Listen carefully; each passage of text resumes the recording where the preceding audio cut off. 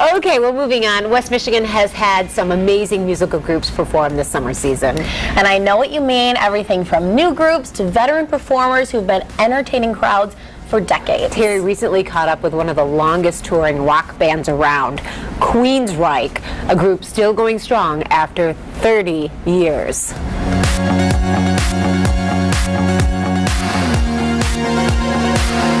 Okay, for maybe one of the greatest off-limits places we have taken you, I'm on a rock and roll tour bus here with Jeff Tate, the lead singer, celebrating the 30-year anniversary of the amazing rock and roll band, Queensryche. Thanks for joining us, and thanks for letting us join you. Sure. Okay, 30 years.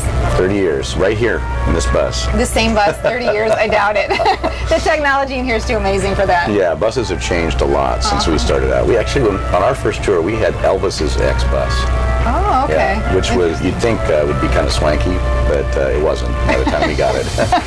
Well, tell us about the, just kind of the music industry, because to have a successful music career for even 30 months is quite an accomplishment, but for 30 years, for people to still be coming out to see your shows, it's got to be amazing for you.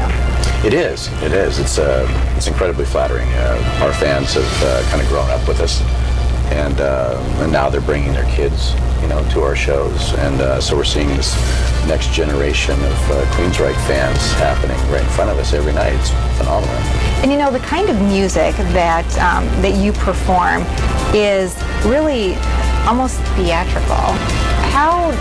Where do you get inspired? All life, is incredibly inspiring, especially right now, where we're living and what we're seeing, with worldwide communications being what they are, and satellite coverage of everything.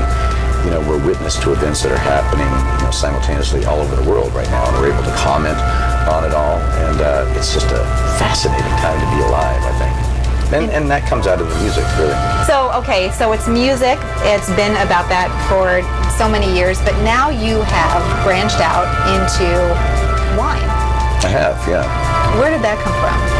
Well, I discovered wine through traveling, because growing up, our family didn't drink wine, and I became friends with Holly Turner, who's an exceptional winemaker, and she and I formed a partnership, and we make Insania. Oh, okay. And we started about 5 years ago, and we're on our third vintage now. How would you describe the taste, the flavor? Like a dry or sweet? Well, the name Insania was the word that came about when we hit upon the blend that we really liked. It just really describes the wine. It's insane. It's huge and big and robust and very complex. And you can spend an afternoon contemplating it, and trying to describe what you taste, because with every sip there's new taste sensations that happen. It's interesting, I posted on my Facebook that I was going to be coming to talk to you, and so I had a lot of people write in some great questions. Do you mind if I just kind of scroll through Sure. a couple of them? Okay, first of all, somebody wants to know what happened to your hair. You and Peter Frampton. Oh, I left it somewhere. And also just basically how your fans have changed through the years, and it sounds like it has become multi-generational for the people. Yeah, well, our music seems to attract a lot of different kinds of people. In fact, people laugh about it all the time when they go to a Queensryche show. They can't really, put everyone in a box, a category, because all different walks of life. You have professional people, blue-collar people, you have college kids, you name it.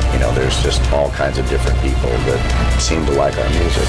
And Tony Brooks is one of the radio guys here in this market who is a huge fan, because he's written like 6 questions himself on here.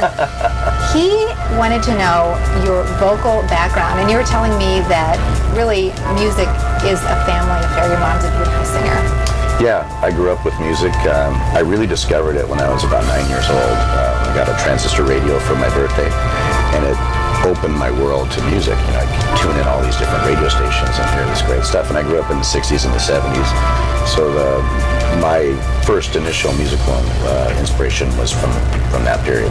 I love the Supremes and Tom Jones and the Beach Boys and the Beatles and all that stuff. A bunch of different influences. All kinds of stuff, yeah. And so hooking up with the rest of the guys in Queensryche who have vast musical tastes as well, we just kind of pool all those different things into what we do, and it makes our stuff, I think, kind of sound unique. And you get along after all these years? We still do get along very well. Yeah, we all live about 10 miles from each other. Or about 10 feet. Or about 10 feet if Depending you're upon the on time the of bus. year. Well, thanks so much. It's been great to chat with you. Recently in Grand Rapids, you performed at the Orbit Room, but of course as close to that bottle of wine as your computer. Check it out.